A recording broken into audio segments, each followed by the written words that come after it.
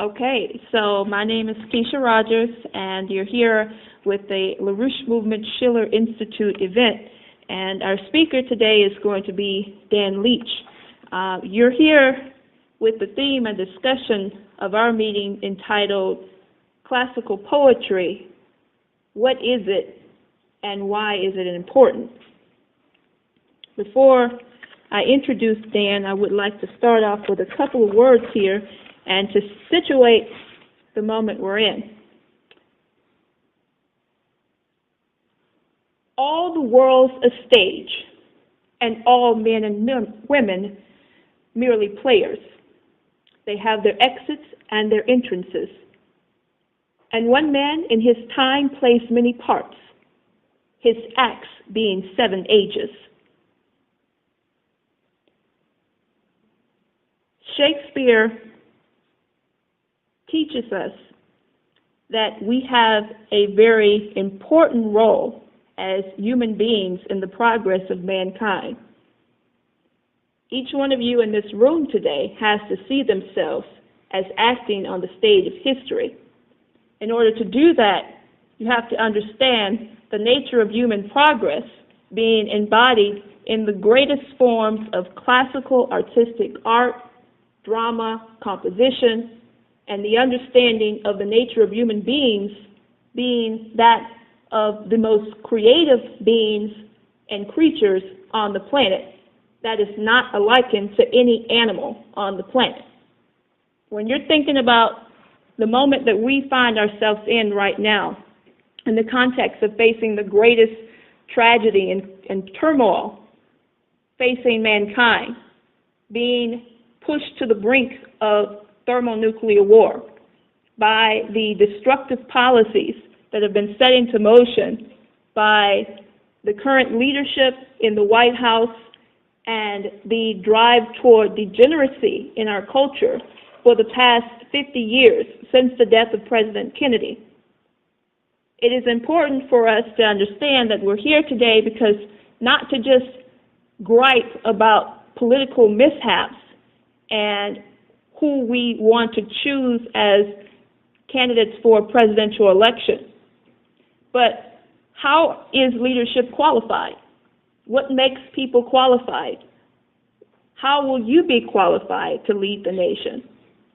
And right now, we're at a moment where we need every single citizen of this nation to understand their role as not being spectators in a moment of grave crisis for the nation and for civilization, where mankind comes to a point where the possibility of the annihilation of the human species is very stark and very real.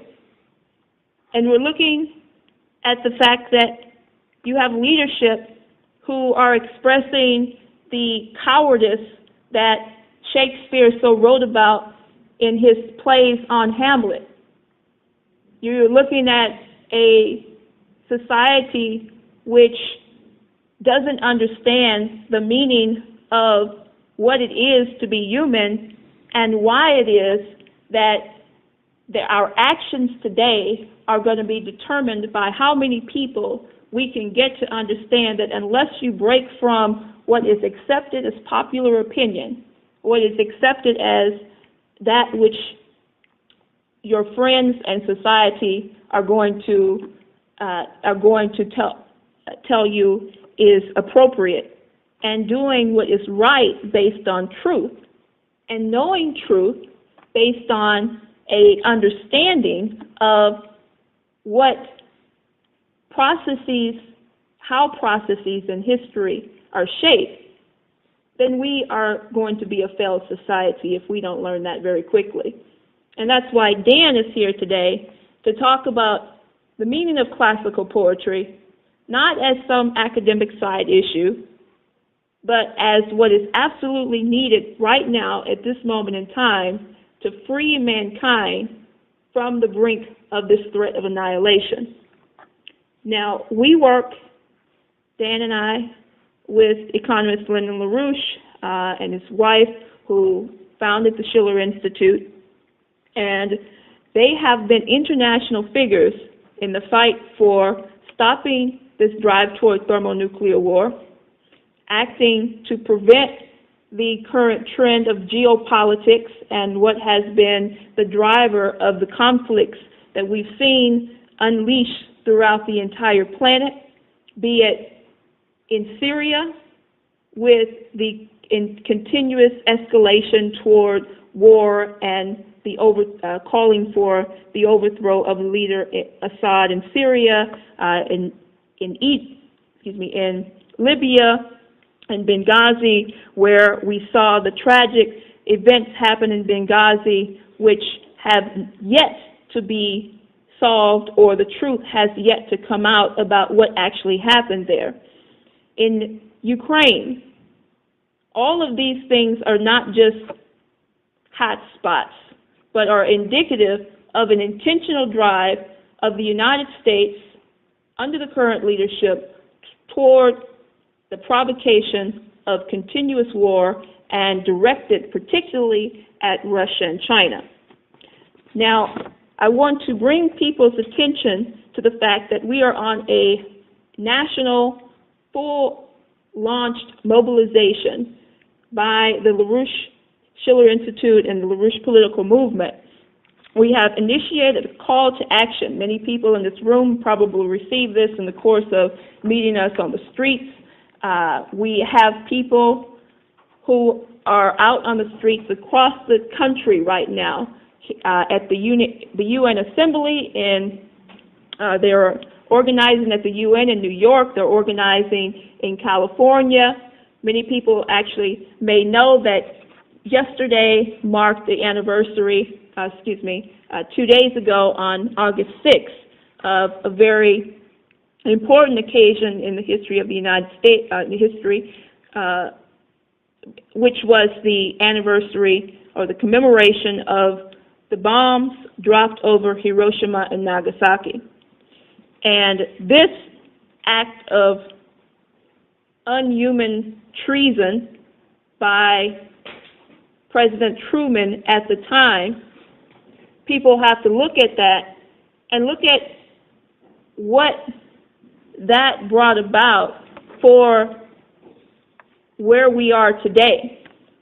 The bombs that were dropped over those Japanese cities in 1945, the B-26 bombers and so forth, were much less of the strength than what we have today, where you have B-6112 bombers, nuclear weapons more than 10 to 100 times the strength of what was dropped in. 130,000 people died instantly in those attacks. Today, you would have the annihilation of the human species in just a matter of minutes. So, people must understand that war is not an option. We have a responsibility to protect and defend that which is beautiful about mankind. And that which is beautiful about mankind, our great contributions, our great discoveries to classical poetry, to art, all of the great artifacts, all of the great contributions to society that human beings have made toward the progress and benefit of mankind would all be lost if we choose to ignore the responsibility that we have not to just be spectators on the stage of history. Now, I think to conclude, because I'd like to keep it short here so that we can get to Dan's presentation, what I'd like to do is, first of all, call each and every one of you, your attention to our recently released call to action, our petition, and ask that every one of you not only sign this petition, but get it out to everyone you know. Take it around your neighborhood, take it to your school, your campuses, take it to your churches, your social events, everywhere you can. This is a matter of immediate action for the nation. Now, I'm going to do something sort of out of, I don't know if it's out of context, but, you know, a lot of people, I think this is so important that I'm actually going to read this call, because I want you to have a gripping reaction to what it is. Because at the top of it, it says, call to stop the immediate danger of World War III. And that sounds, yeah, everyone with sensibility in right mind would want to do that. But let me just read this call to you, which is about a page long, it's not long, so that you can get an understanding of what's at stake right now and what you're fighting to stop immediately. It is high time to break the most dangerous taboo of the present, to know and act on the acute possibility that mankind may be annihilated within days or weeks. On the 70th anniversary of the bombing of Hiroshima and Nagasaki, the world stands closer to the brink of thermonuclear war than at any time since the Cuban Missile Crisis of 1962. The Obama administration and NATO have placed mankind in jeopardy of sudden extinction through a series of senseless provocations directed against Russia primarily and China second. When the Iron Curtain came down, an understanding was reached that in return for Soviet acceptance of German reunification within NATO, there would be no further eastward expansion of NATO. Those who look forward to a post-Cold War Europe and stability and cooperation hope that nations with potentially powerful industrial economies, such as Poland and then Czechoslovakia, as well as after the 1991 dissolution of the Soviet Union, Ukraine, would serve as a bridge between the European Union and an emerging Eurasian economic bloc. All of those fundamental war prevention agreements have now been violated. Assistant Secretary of State and European and Eurasian Affairs, Victoria Nuland, publicly boasted in December 2013 that the U.S. had spent $5 billion on colored revolutions to draw Ukraine into the European Union and eventually into NATO. The U.S. unilaterally withdrew from the ABM Treaty to order the deployment of missile defense systems in Eastern and Southern Europe, ostensibly aimed at Iran, but actually targeted at Russia. Last week, the Obama administration confirmed this reality by announcing the deployment would go forward despite the P5+1 deal with Iran. Russian officials have charged all along that the U.S. unilateral BMD in Europe was a part of a plan of the preemptive nuclear strikes capability against Russia. Deployment of the ABM system is well underway in Romania and Poland, and the first 3 ships-based Aegis missile defense systems are already in place and have conducted maneuvers in the Black Sea and the Baltic Sea, both bordering Russian territory.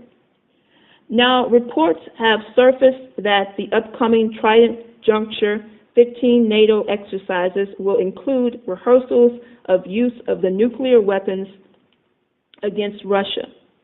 Washington is moving ahead with production and deployment of the new generation of tactical nuclear weapons, the B-6112, which can reach targets inside Russia territory from F-35 stealth fighter jets.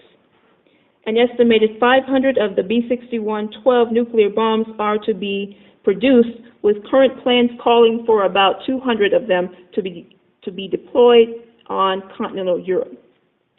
These unmistakable provocations have not gone unnoticed in the East and West.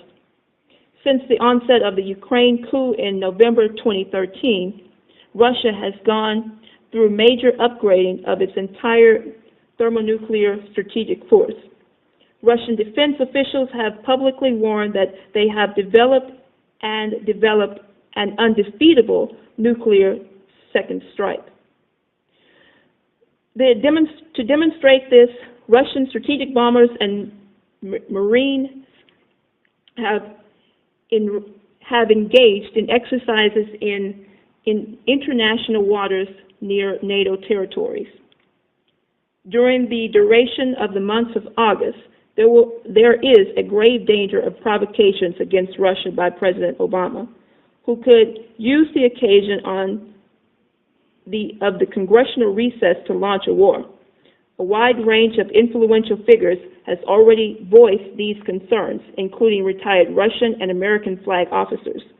The decision of Obama to change the rules of engagement of U.S. Air Force in Syria without congressional approval 3 days after Congress went into recess, bringing about the immediate danger of an escalation into a war against Syria, which the Congress voted against 2 years ago, underlines the acuteness of the danger. In 1941, the world was sleepwalking into the catastrophe. Today, with arsenals of thermonuclear weapons sufficient to extinguish civilization dozens of times over, the world is sleepwalking again to the abyss. We, the undersigned, demand the immediate stop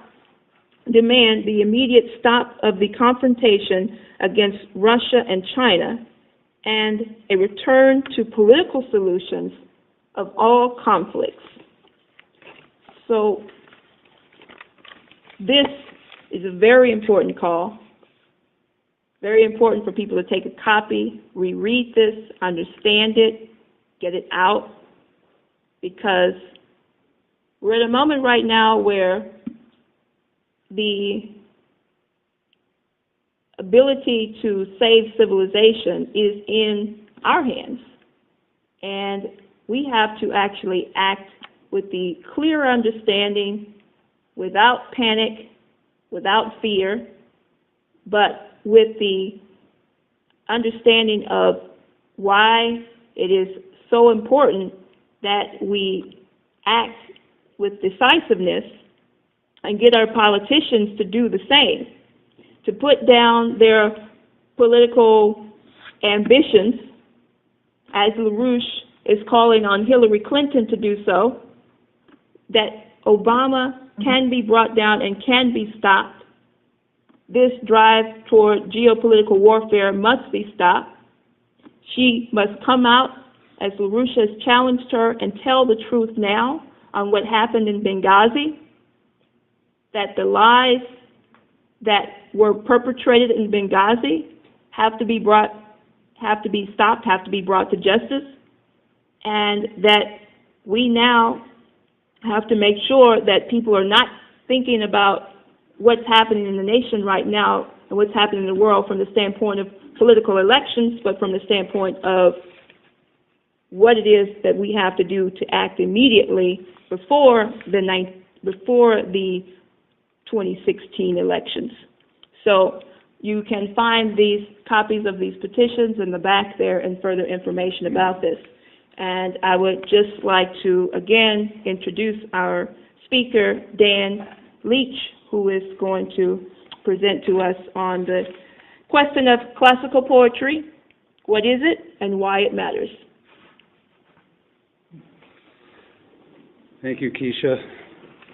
Well, you kind of situated what I wanted to address right off the bat, which is the obvious paradox that one is confronted with when you look at the shape the world is in right now. And believe me, Kesha only covered one little aspect of how bad it is. And the obvious paradox is, why are we discussing poetry at a moment like this? What does this have to do with what's going on in the world right now? Why would we choose to have this subject at a time like this in the middle of a terrible crisis in the world? And I hope that by the end of my remarks, this will become somewhat clearer, and I'm going to try to keep it fairly short so that there'll be plenty of time for discussion and questions afterwards.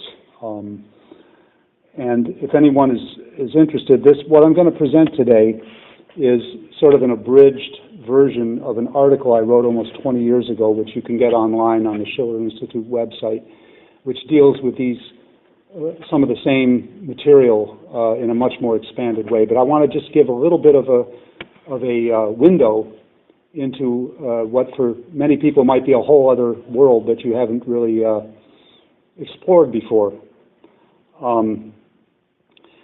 If you look at the world today, I don't think there's a feeling sensitive person that can't be agonized over how much human suffering there actually is in the world right now. You may not be aware, and this struck me the other day.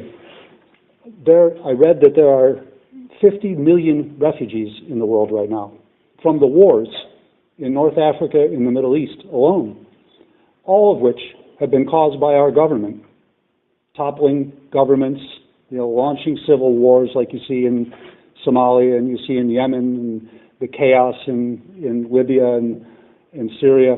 50 million refugees, tens of thousands of whom, maybe hundreds of thousands of whom, have died just by drowning trying to get across the Mediterranean Sea into Europe, where they're being, for the most part, shunned, and they're trying to prevent them from even getting in. And yet, the other night on television, Jimmy Kimmel, who I often watch at least the monologue because it's sometimes funny, but he cried, the first time I ever saw him cry, over a lion that was killed in Africa. Now, I like animals as much as the next person, but really, I mean, there are human beings dying by the millions right now, and yet all we seem to be able to muster is the emotion, a maudlin sort of emotion. And there are many people who are doing many good things. A story will emerge in the news about, a good Samaritan or somebody who did something noble about a particular cause. But this great cause of humanity, the cause of moving humanity into what I think all of us at one point in our lives, those of us who are older, who maybe grew up as a child during the John Kennedy years, and many of us thought we were going to have a much different kind of world than we have right now. We thought we were going to be exploring space, we were going to eliminate poverty, we were going to eliminate diseases for the most part, we were going to have peaceful relations among nations, that war would, many of us thought Vietnam was going to be the last war because so many people were opposed to that war and forced the government to basically get out of it. And here we are now on the verge of another world war and the possible nuclear annihilation of mankind. Where is the emotional ability to deal with this crisis right now? That human emotion to be able to be concerned about the fate of humanity as a whole. This is the biggest problem we face. This is why you don't see millions of people in the streets, why you don't see a political leader other than LaRouche and our organization stepping forward to call on people to take action about this.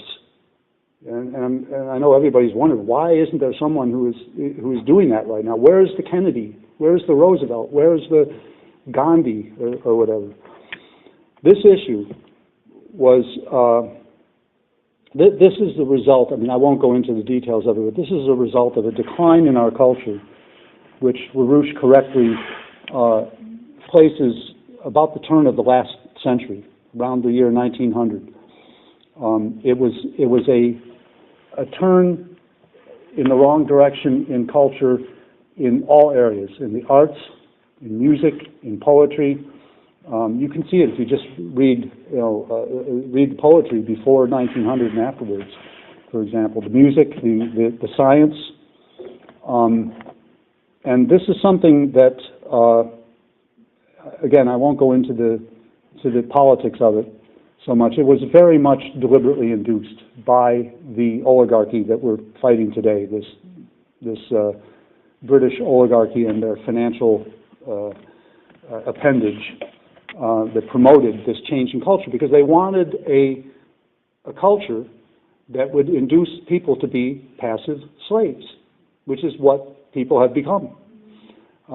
Capable of maybe enough emotion, as I said, to be concerned about small things, but for the great matters of mankind, just impotent, emotionally and intellectually impotent. This is what's been done to us. Now, this is something that's not unheard of in history. You want to show our friend? You know, recently when we were the first one, Shelley. Recently, when we were following very closely the crisis in Greece, people may remember we put out a leaflet and we had a thing on our website that said "We are all Greeks." That comes from the introduction to a play that was written by this fellow here, Percy Bysshe Shelley, the poet, who we'll be looking at a couple of his poems today. Probably the greatest poet ever in the English language. And he wrote his play Hellas, and in the introduction he said, "We are all Greeks because we owe our culture, we owe our politics, our science, our language, our theater, our drama, our poetry, everything to the ancient Greeks." And he was at that time fighting to liberate the Greece of 1820. Shelley lived from 1795 into 1796, I think, until 1822. So he wrote most of his. He died at the age of 29. He drowned in a boating incident. He addressed this question that I'm addressing here today. What is it about classical poetry that allows us to have the intellectual and emotional strength to be able to deal with the great issues of life and of human endeavor and human history in a very famous thing that Mr. LaRouche likes to quote, it's in this book here, called A Defense of Poetry. He discusses it in there from the standpoint that he says that there are two operations of the human mind. You can divide the way that mind functions into two main functions. One, which he called the calculating principle, or deduction, where you have established principles and you deduce rules of thinking from them. This is what's also known as logic, deduction. LaRouche calls this pragmatism. You have accepted principles and you deduce rules and thought from them. And this is most of what human beings do most of the time. He said, but there's another quality of the human mind, which he called synthesis, where you gather from the raw material of your senses, of other ideas, of things people have told you, things you remember, and you synthesize new ideas. He said, and when this is done in its greatest and most profound sense, this is called imagination, or LaRouche would call this creativity. Right? The discovery of principles that either you have never known before or no one has ever known before. Now, a true scientific discovery, like Kepler's discovery of the principle of gravitation, for example, whatever we may, think that is, or agree or not agree with what it is such a discovery, right? Of a physical principle. But there are principles of human of human thought, of music, for example. Beethoven discovered whole new musical principles that had never been exemplified before, and his compositions, that's why they're so revolutionary even to this day. We're going to look at some of how this works in a few poems. But this quality of imagination, Shelley says in his Defense of Poetry, I should back up just a little bit and say he wrote this Defense of Poetry. The reason why he wrote this in the way that someone would write a legal argument, like he was the defense attorney for poetry, is because a associate of his, Thomas Love Peacock, who was a bit of an English fop, who fancied himself a great expert on poetry and everything, wrote a book called The Four Ages of Poetry. It was almost a book. It was a long, long tome in which he argued that, well, poetry is nice, it makes you feel good, but that's all it really is good for. It adorns in almost a decorative way our mind, the practical arts, mechanics and physics that results in making things that we can use that make our life better and stuff. That's the most important kind of knowledge to have.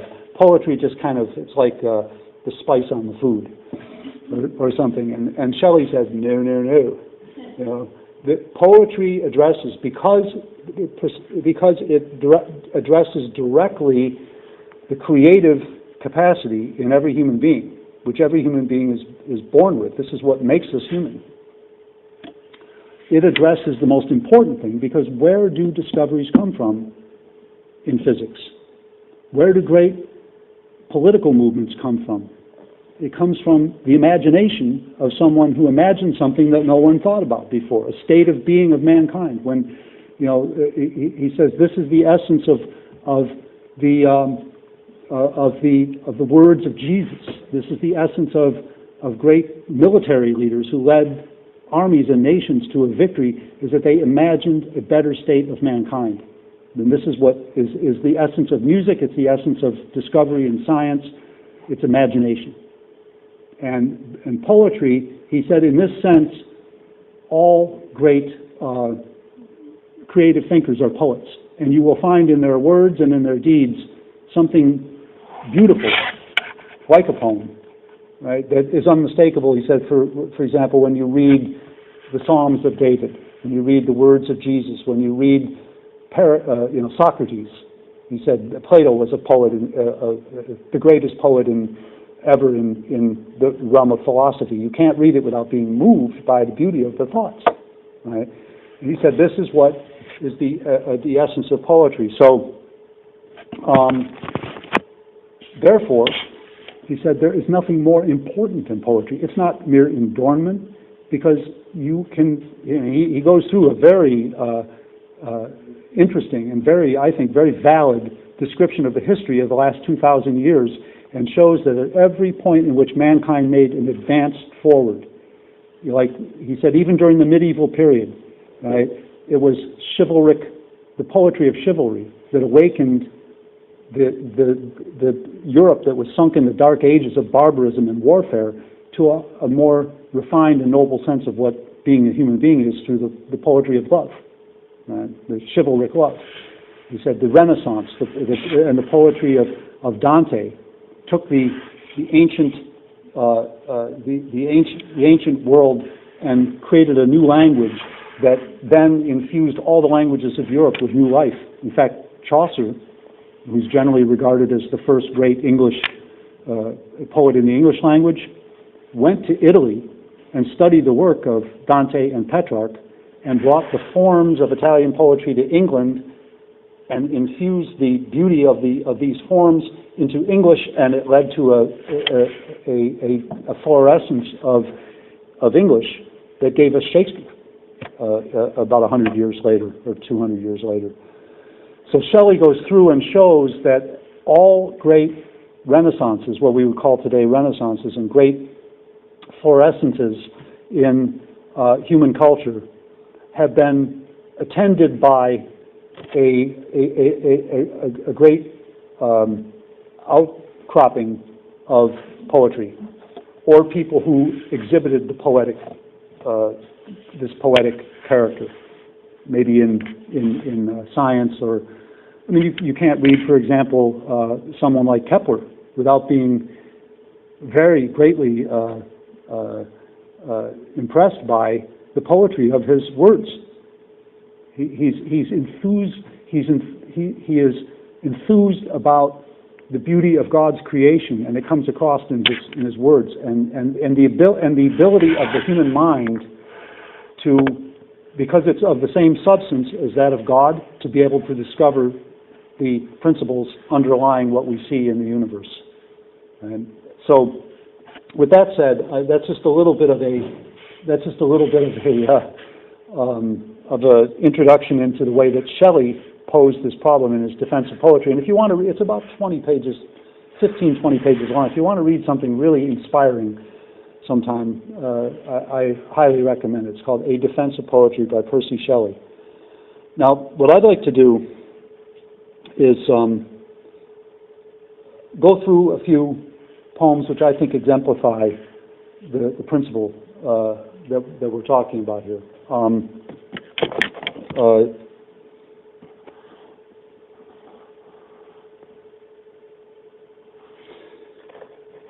I'll say one other thing. All great art accomplishes this communication of the principle of creativity from the mind of the artist, whether it be in drama, painting, music, or poetry, through what we call metaphor. And this will become a little bit clearer as we go. People have heard, you often hear people talk about metaphor. You hear sports guys on the radio saying, this is a metaphor for, that's not really, metaphor is not just comparing something to something else, where something stands for something else, Yeah, that's symbolism. Metaphor is something different. Metaphor is when you counterpose two things, whether in the world of ideas or in the world of the senses, that don't seem to make sense together. They're paradoxical. They bring about a paradox in your mind, and it forces the mind to think of something above and outside of that, the terms of that comparison. Right? And the reason why that's important is because it frees the mind from merely a one-to-one relationship to the things of the senses. Because you could look at a poem or you could look at a piece of music as nothing but a progression of notes, and it wouldn't make any sense. But when you see the ironical way in which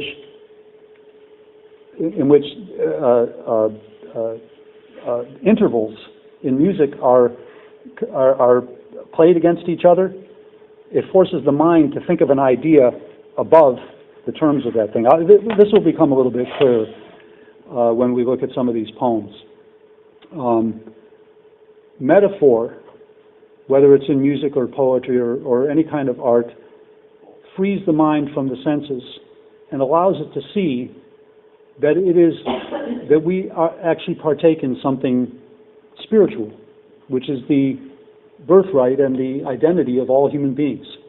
Therefore, there's something very sacred and very spiritual about this. Is what my personal definition is of classical poetry as opposed to merely nice poetry.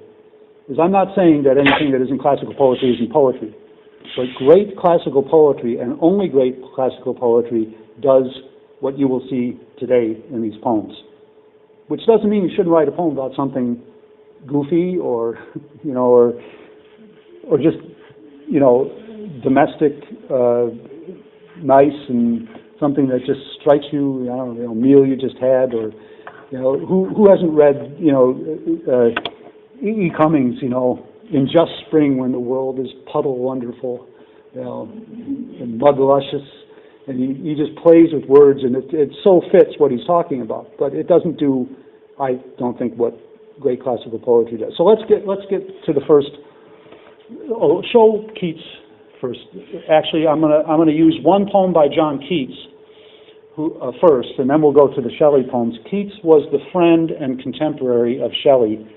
Also died tragically young. He was only 25 years old when he died of tuberculosis. Had he lived, he would have been by far the greatest poet that ever wrote. He may be already. I don't know. It's a toss-up, he and Shelley, but they lived at the same time in England in the early 19th century is rather remarkable. It was a time like our own when there was Shelley was complaining about he wrote this defense of poetry, he said, because society right now is ruled by the calculating principle. Everybody only wants to know about what's useful, right? And we've lost the poetry of life. And he said, but there's hope because people like Keats and Byron was living at the same time. Byron was somewhat of a flawed individual morally, but he was a great talented poet who Shelley was trying to improve his character. That's a whole other story. But Keats wrote what I think is some of the most beautiful sonnets. We'll see what a sonnet is in a minute if you don't already know. You want to put up the Chapman's Homer? This was one of the first poems that, can you show the whole thing? Make it a little bit bigger. I'll recite these.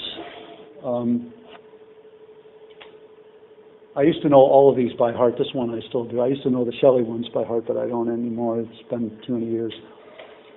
This one I think is a good introduction. He wrote this literally after he had just discovered Chapman's Homer. This was a translation written by Charles Chapman, I believe, who was a contemporary of Shakespeare's, so the 1500s, who was the first person to translate Homer, Homer's Iliad and Odyssey, into the English language. So before Chapman, you could only read Homer and the Greeks if you read classical Greek, and only very wealthy, educated people did. And Keats did not know Greek. He came from a poor working class background, unlike Shelley, who was better off. So this is how he discovered the beauty of Homer and the ancient Greek classics, was when he first read Homer. And so he was walking across the London Bridge one night after a party. He had a few glasses of wine, and he was in an inspired state, and he had just been discussing this, and this just popped into his mind all at once, and he went home and wrote it down. And this was his first really good sonnet. I'm first looking into Chapman's Homer. Much have I traveled in the realms of gold, and many goodly states and kingdoms seen. Round many western islands have I been, which bards in fealty to Apollo hold. Oft of one wide expanse had I been told that deep-browed Homer ruled as his demesne. Yet did I never breathe its pure serene till I heard Chapman speak out loud and bold. Then felt I like some watcher of the skies when a new planet swims into his ken, or like stout Cortez when with eagle eyes he stared at the Pacific, and all his men looked at each other in a wild surmise, silent upon a peak in Darien. Now, I think it's pretty clear what this poem's about. There's not any real symbolism or mystery about this poem. This is just sheer the sheer beauty and excitement of making a discovery. And he's comparing it to a few other things, but I think this when a new planet swims into his ken, what a beautiful image, isn't it? Imagine an astronomer seeing a planet that no one's ever seen before. You know how when you're looking through a telescope and you're looking through the air, so things look a little wavy, like it's almost like you're looking in water, and then you see this planet sort of swimming. It's a beautiful image. Or like stout Cortez.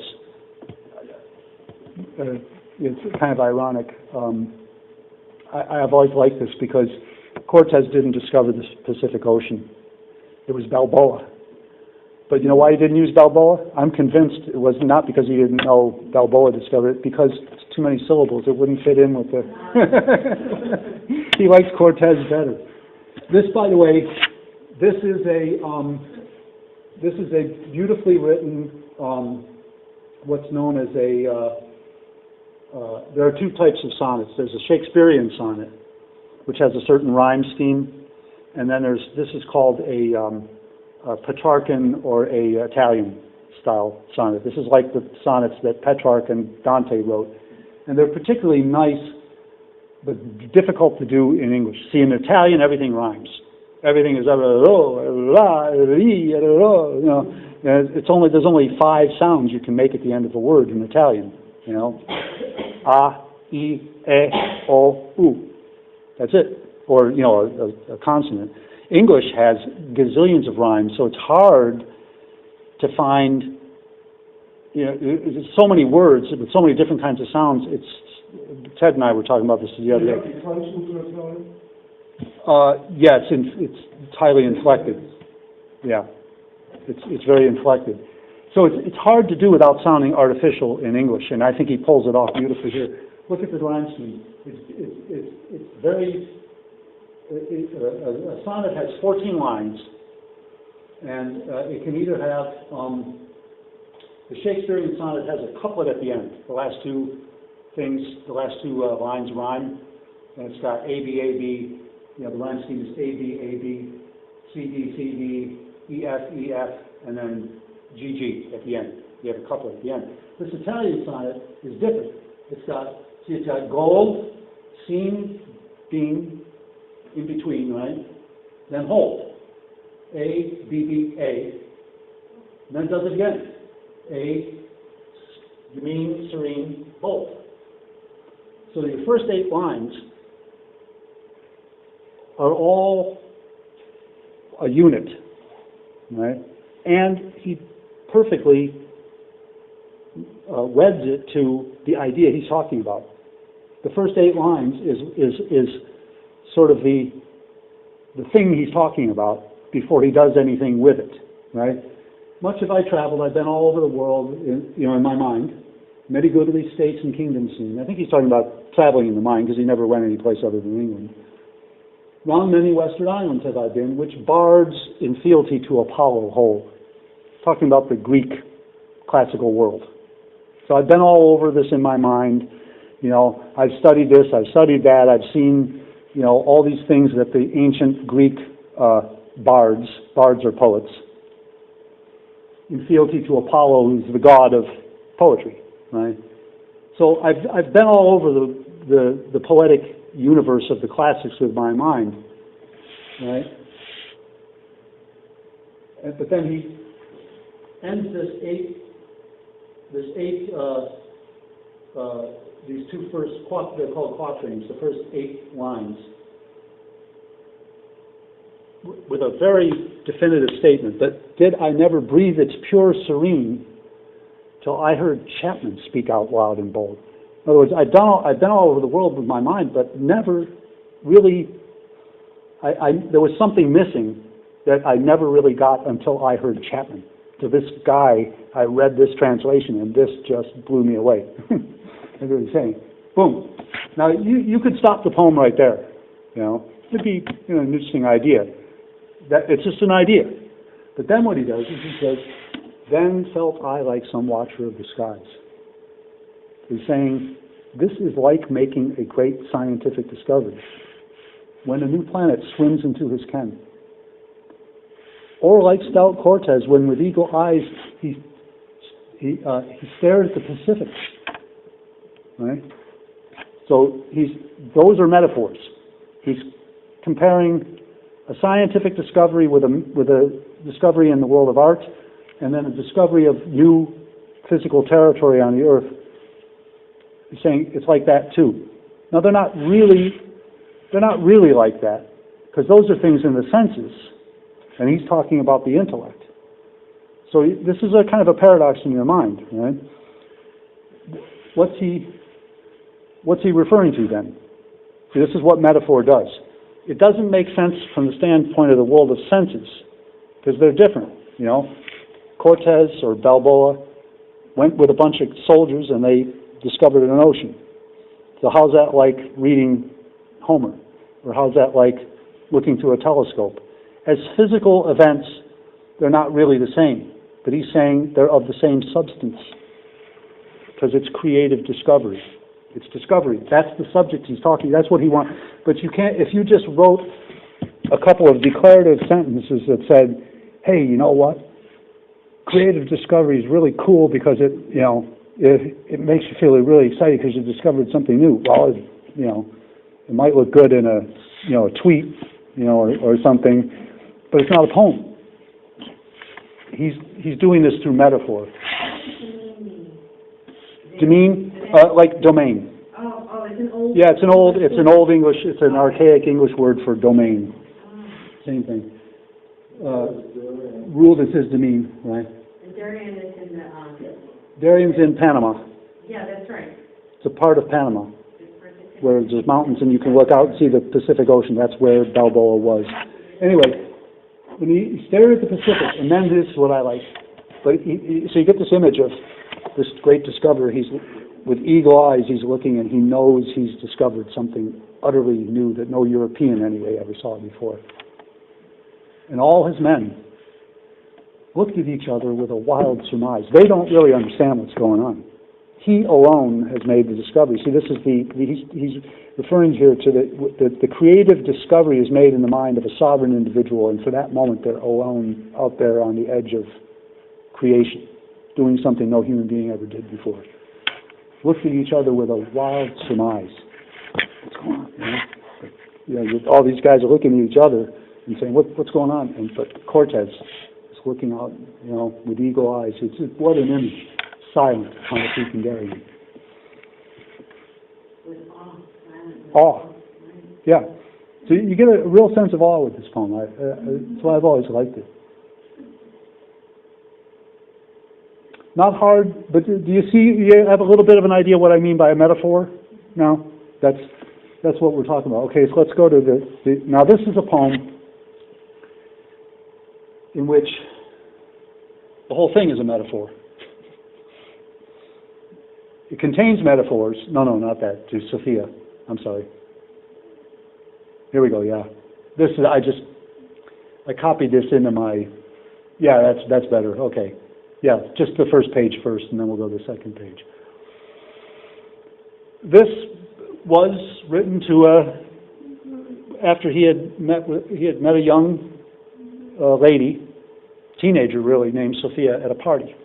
He's married. Oh, I'm sorry. This is now Shelley, the first picture I showed you, okay? And he wrote this after he met this Miss Stacy, her name was Sophia Stacy, and he never saw her again. But he wrote, she's immortal now. He was just enthusiastic about the beauty of this girl, so he wrote this poem. But I think you'll see that there's something more than physical beauty going on here. Anyway, let's get to it. To Sophia. Thou art fair, and few are fairer of the nymphs of earth or ocean. They are robes that fit the wearer, those soft limbs of thine, whose motion ever falls and shifts and glances as the life within them dances. Thy deep eyes of double planet gaze the wisest into madness with soft, clear fire. The winds that fan it are those thoughts of tender gladness which, like zephyrs on the billow, make thy gentle soul their pillow. If whatever face thou paintest in those eyes grows pale with pleasure, if the fainting soul is faintest when it hears thy harp's wild measure, wonder not that when thou speakest of the weak, my heart is weakest. As dew beneath the wind of morning, as sea which whirlwinds waken, as the birds at thunder's warning, as oft mute yet deeply shaken, as one who feels an unseen spirit is my heart when thine is near it. And he was a married man. Mm-hmm. But I know you're Now, go back to the beginning. First thing you notice about this, I think the first thing you notice about this is by the end of the poem, he ain't talking about what it seemed like he was talking about at the beginning of the poem. You can acknowledge that? He's on a whole different level, right? How he does this is very interesting to me because it, to me, contains the very essence of what poetry is. Right? Because the first thing he does is he's saying, okay, you're beautiful, you're fair, and few are fairer of the nymphs of earth or ocean. They were, poets are always comparing women to nymphs and maenads and naiads and, and whatnot, Then he says, they are robes that fit the wearer of those soft limbs of thine. So he's saying, your limbs are like robes, whose motion ever falls and shifts and glances as the life within them dances. In other words, the way you see, limbs beneath the fabric of robes, there's something living going on inside the robes. Well, he's saying your limbs themselves are like that because they're expressing the spirit inside them. Right? The life within them dances. So he's getting beyond just mere surface beauty. He's talking about something that animates that which we see. And he's comparing it to the way that clothing... So that's a metaphor, okay? A very beautiful one. And again, you could end the poem right there and it would be a perfectly lovely little, what do they call them, an anagram or whatever? Short poems that just say something, Then he goes to another level. Thy deep eyes, a double planet, gaze the wisest into madness. The soft, clear fire, the winds that fan it are those thoughts of tender gladness, which like zephyrs, winds, breezes, on the billow, the waves, make thy gentle soul their pillow. So now he's saying that spirit I see expressed in your limbs itself is animated by something even higher. There's a spirit behind the mind that animates, the brain animates the limbs, but there's a spirit behind the brain which is responding to something unseen in the way that when we see the waves, they're being moved by wind. We don't see it, but we know it's there, it's moving these waves. And that is expressed in your eyes, and it drives the wisest into madness. He's not talking about, madness like, go kill somebody. He's talking about a kind of the madness of enthusiasm, emotional enthusiasm, above mere calculating type of thinking. The wisest into madness, right? So this is another metaphor, this entire stanza. These are called stanzas each, and they're very beautifully written, right? Thou art fair and few are fair. I could talk about the technicalities. I've studied the technicalities of poetry for many years, and it's very difficult to write something this tightly composed, but yet so free-sounding, right? It sounds like it has no effort to it whatsoever, but believe me, it's technically brilliant. Thou art fair and few are fairer. This is what's called trochaic quadrameter. It has 4 feet, huh? Is that iambic? No, that's trochaic. Iambic is one short and one long. That's what the Keats was. Oft have I traveled in the realms of gold, and many goodly states and kingdoms seen. Of many western island have I been, which bards and fealty to Apollo hold. That's called iambic pentameter. This is called trochaic. It's harder to write, believe me. I've written things in this. It's very difficult to keep up because English is naturally iambic. German is naturally trochaic, but thou art fair and few are fairer, of the nymphs of earth and ocean. See how it's different, long and short? You never really asked or wondered about Pushkin, whether or not he was writing before he was doing sort of a formula like that. Yeah, he is. As far as I know, having read the Western... Translation. Well, not only the translation, but the way the Russian is written in Western script rather than Cyrillic alphabet. I don't know if you could translate anything. He was very, it's very hard. Anyway, just getting back to this. Thou art fair and few are fair, of the ocean wearer, motion, glances, dances. It ends each one with a couplet. You know, planet, madness, planet, gladness, billow, pillow. But it flows so wonderfully when you actually read it. You know, the way I was reading. I hope I read it okay.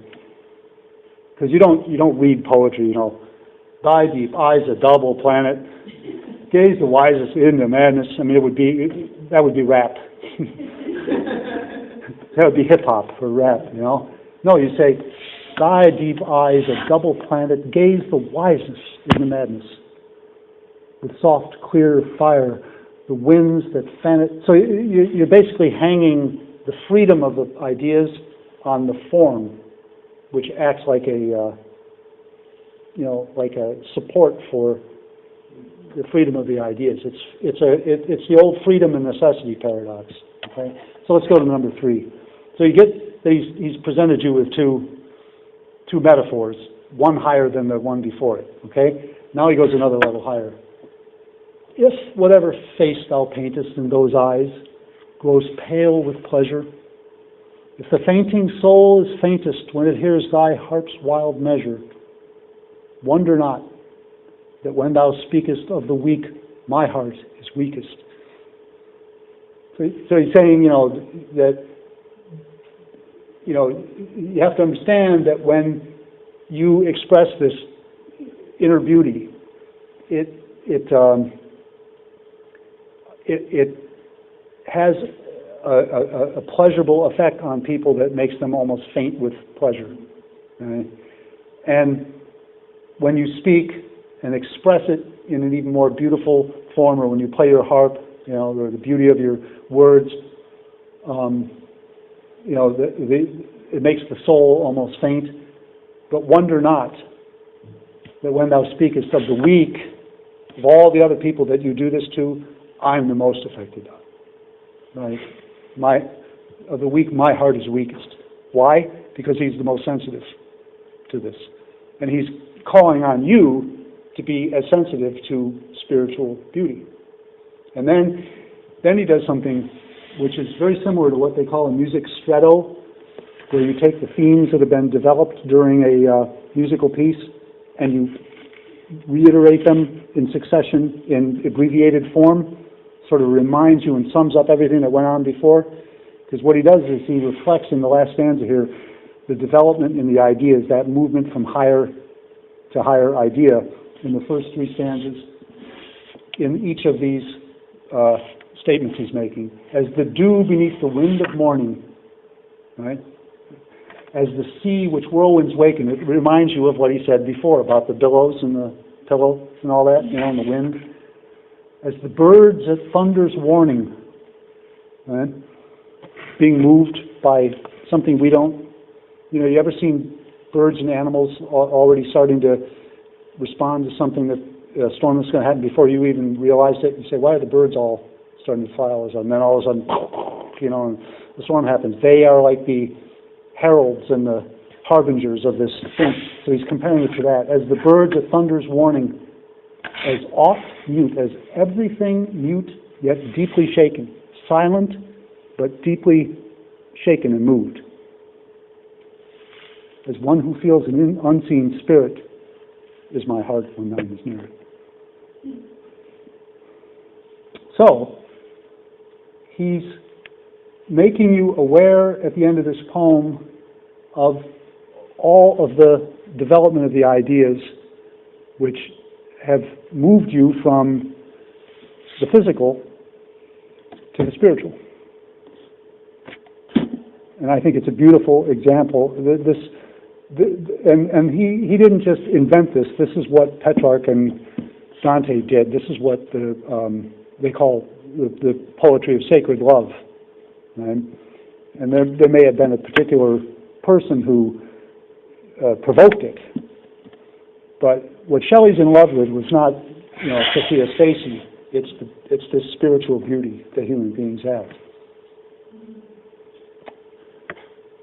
And there are many other poems by Shelley like this. I really recommend anybody who just wants to enjoy the pleasure of of great English poetry to read Shelley. So, So did you have any sort of picture what this girl would actually look like? there is I think in some of she was like 16 when he met her. And yeah, they're actually, I think there's a drawing of her. She had dark hair and she was, real pretty. But, and I think she played the harp or something, or played the piano or something like that at some party that he went to, and it just kind of, moved him. So whatever happened to her? I don't know what happened to her. She was one of your trucking company? Yeah, no, he never saw her again, and he was, like I said, he was married. Anyway, let's go to the Ode to the West Wind, because this takes a little time. I'm not gonna try to analyze this or go into any big thing. People can bring up questions.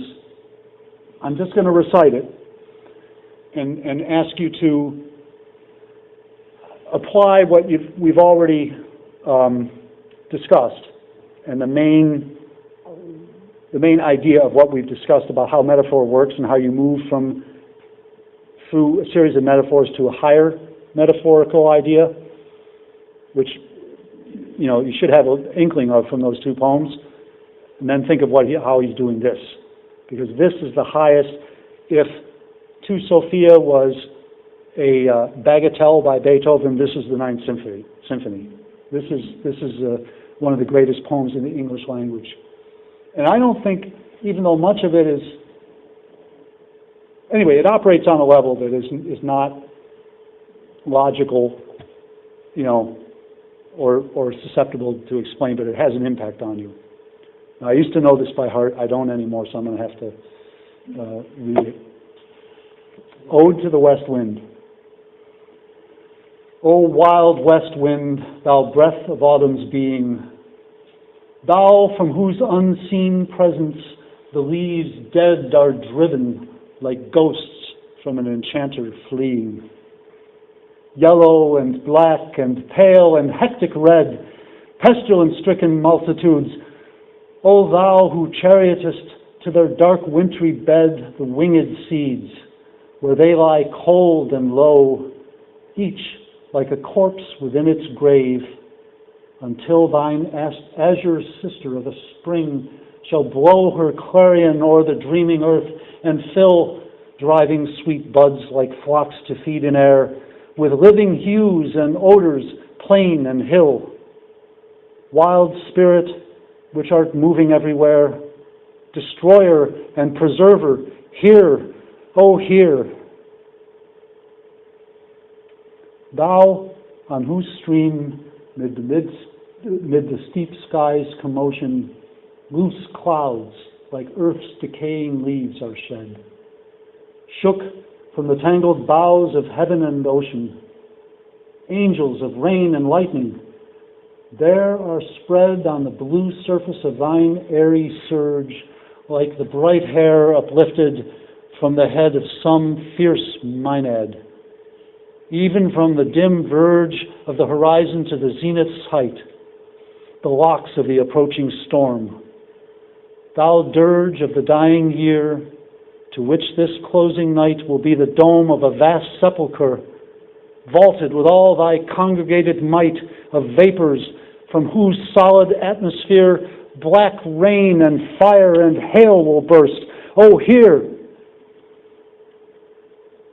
Thou, who didst waken from his summer dreams the blue Mediterranean, where he lay lulled by the coil of his crystalline streams, beside a pumice isle in Bayes Bay, and saw in sleep old palaces and towers, quivering within the waves' intenser day, all overgrown with azure moss and flowers so sweet the sense faints picturing them. Thou, from whose path the Atlantic's level powers cleave themselves into chasms, while far below the sea blooms and the oozy woods which wear the sapless foliage of the ocean know thy voice, and suddenly grow gray with fear and tremble and despoil themselves. Oh, hear! If I were a dead leaf thou mightest bear, If I were a swift cloud to fly with thee, a wave to pant beneath thy power and share the impulse of thy strength, only less fierce than thou, O uncontrollable. If even I were as in my boyhood, and could be the comrade of thy wanderings over heaven, as then, when to outstrip thy skyey speed scarce seemed a vision, I would never have striven as thus with thee in prayer in my sore need. Oh, lift me as a wave, a leaf, a cloud. I fall upon the thorns of life. I bleed. The heavy weight of hours has chained and bowed one too like thee, tameless and swift and proud. Make me thy lyre, even as the forest is. What if my leaves are falling like its own?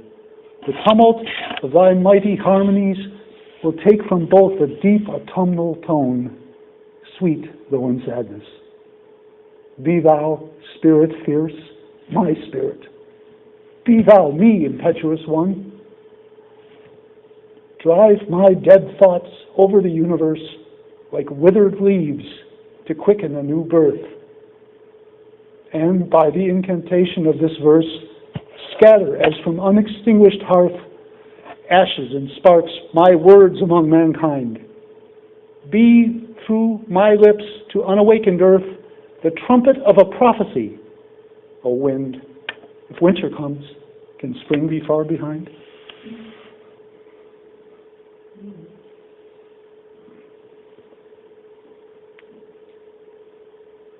Well,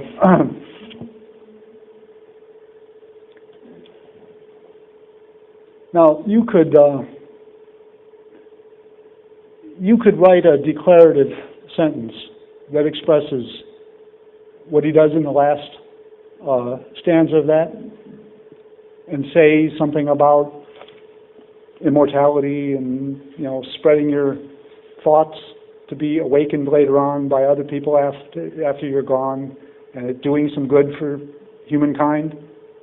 And that's obviously what he's talking about, and anybody can see that. But you can't get anything like the power, the emotional power that comes from,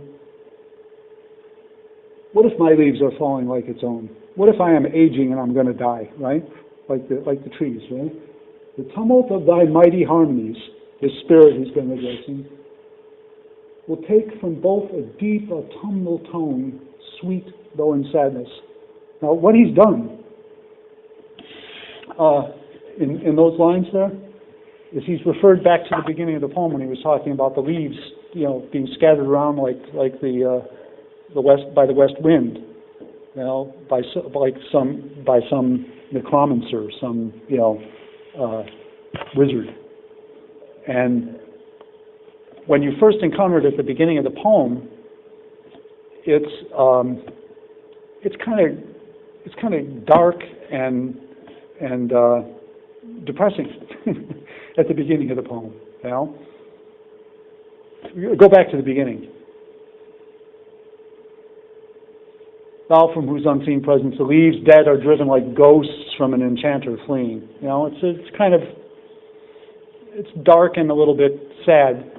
Yellow and black and pale and hectic red, pestilence-stricken multitudes. That's getting even more negative here, O thou who cherishes to their dark wintry bed the winged seed. So at first he's talking about the leaves of autumn as something that are dead, and their only hope is to be reborn physically by the spring.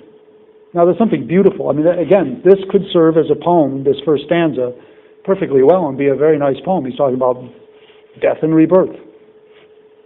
Very beautiful idea. But then what he does, go to the second one. He compares death and he takes death and rebirth now and transposes it to the death and rebirth of human civilization. Right? And comparing that to the way that the wind moves the ocean and it moves the it creates an imprint on the floor of the ocean, which lasts in much the way you see ancient ruins. And so he's now referring to something more durable and something human. And then he moves to another level. The next stanza. This is where he starts talking about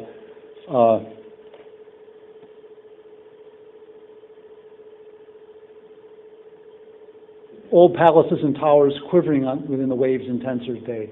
The memory of lost civilization, lost human beings. And then he goes to number 4 there. I'm just going very quick just to show just to consider the motion that's going on in the progression of his ideas. Now he's talking about, if I could be like you, the wind, this creative spirit that destroys but preserves, right? Destroys with the west wind but awakens in the spring. If I could be like you, even as it seemed like I could be when I was a youth, before I got beaten down by life's struggles and, all the things that wear us down and turn us into pragmatic people. When we were young, it seemed like we had this pure creative spirit. We thought we could do anything with our minds, right? He's referring back to something that's universal in human experience, the experience of childhood. But if I could still be like that, then I wouldn't have to be here right now praying to you, to rescue me, to lift me out of this state. What lifts him out of the state? Well, what does he do in the last stanza here? Make me thy lyre. Lyre's the harp of ancient Greek poetry. Right? What if my leaves are falling like some? The tumult of thy mighty harmonies will take from both a deep autumnal tone, sweet though in sadness. So now he's referring back, he's talking about autumn again, but hasn't autumn been transformed in your mind? Now it's beautiful. Sweet though in sadness. What's sad? We die. Nothing lasts. That's the essence of all melancholy. Nothing beautiful lasts. Nothing lasts, except the spirit he's referring to, right? Will take from both a deep autumnal tone, sweet though in sadness. Be thou spirit fierce, my spirit. Be thou me. So this is like a prayer where he's asking to become one with this creative spirit. Drive my dead thoughts across the universe like withered leaves to quicken a new birth. And by the incantation of this verse, the magic, like an incantation, when you magic, you say magic, scatters from an unextinguished hearth, ashes and sparks, my words among mankind. Be through my lips to unawakened earth the trumpet of a prophecy. Now, again, you could say what he's saying at the end of this poem, but it wouldn't have the power that it has if you hadn't gone through the process that he took you through. Right? And that process is guided by, it's a series of metaphors that are bookended by the overall metaphor that begins in the beginning with scattered leaves. It ends with scattered leaves. Right? But there's a process that's been going on that has totally transformed the meaning of the scattered leaves and the wind. So that by the end of the poem, you're aware that a profound change has taken place, that there was something going on from the very beginning of the poem that's been guiding the whole process and unfolding it and developing it, that can't be contained in any one moment of the poem. And that awareness, the ability of you as a human being to read this, to be moved by that idea, maybe not to be able to express it the way that I just did, but you know something happened to you. And it's something that's not in any one word or any one idea. Because if somebody says, well, what's the Ode to the West Wind about? It's wind. Leaves, I don't know, there's some storms going on in there, and I mean, nothing captures what this poem is really about. You can say it's about spiritual rebirth, but that doesn't really, unless you go through the process, that doesn't really tell you much, does it? But if you go through the process, you read this poem, preferably hear it, you know something's happened to you. A transformation has taken place. You have been uplifted to a different level than you were at the beginning. That one idea, I hope you can agree that there's one idea of this poem, really. It unfolds, in a beautiful, universal way, but there was one thing guiding the process from the very beginning, and your ability to have that idea in your mind as a intellectual and emotional unit. It's an emotion and it's also a thought, right? That is the essence of what great classical poetry does, that nothing else really does in quite the same way. And what Shelley believed, and why he wrote this defense of poetry and everything else, is that speaks to the very quality in people that makes them the most human. And that if more people were able to have access to that, we would have a better world, because more people would be able to relate to other human beings in a really human way. Because if you know that all human beings are capable of this kind of thought, then even if they're an idiot most of the time, that you have a faith in humanity because you know the actual essence of human beings is creativity. Shelley believed that. That's why he wrote things like this, and is why he believed that this kind of thinking was the essence of great revolutions and great. I'll read you just to close. Just a couple paragraphs, if you. No, we don't need them. I can see fine. I'll read you a little bit from the body of, if you don't mind. I don't know if Shelley's, by the way, you see expressed in Shelley's prose the thing he talks about poetry being in philosophy and science and all these other things, because his prose is so beautiful and poetic. It's just. And then I'll read you the famous quote at the end that LaRouche has always liked. And then you can ask questions after that. This is from the body of Defense of Poetry. It says, "We have more moral, political, historical wisdom than we know how to reduce into practice. We have more scientific and economic knowledge that can be accommodated to the just distribution of the produce which it multiplies. The poetry in these systems of thought is concealed by the accumulation of facts and calculating processes. There is no want of knowledge respecting what is wisest and best in morals, government, and political economy, or at least what is wiser and better than what men now practice and endure. But we let the I dare not wait upon the I would, like the poor cat in the adage. We want the creative faculty to imagine that which we know. We want the generous impulse to act that which we imagine. We want the poetry of life. By wanting means we lack. We have a want of. We want the creative faculty to imagine that which we know. We want the generous impulse to act that which we imagine. We want the poetry of life. Our calculations have outrun our conception. We have eaten more than we can digest. The cultivation of those sciences which have enlarged the limits of the empire of man over the external world has, for want of the poetical faculty, proportionately circumscribed those of the internal world, and man, having enslaved the elements, remains himself a slave. To what but a cultivation," I'll just stop there. He goes through and gives some examples of that. And then at the very end of the piece, he sums it all up by saying, "The most unfailing herald, companion, and follower of an awakening of a great people to work a beneficial change in opinion or institution is poetry. At such periods, there is an accumulation of the power of communicating and receiving intense and impassioned conceptions respecting man and nature. The persons in whom this power resides may often, as far as regards many portions of their nature, have little apparent correspondence with that spirit of good of which they are the ministers." But even while they deny and abjure, they are yet compelled to serve the power which is seated upon the throne of their own soul.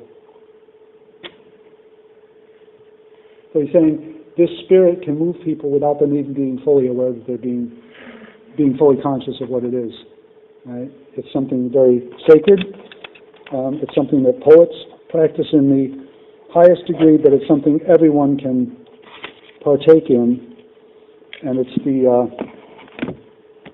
what's lacking today. So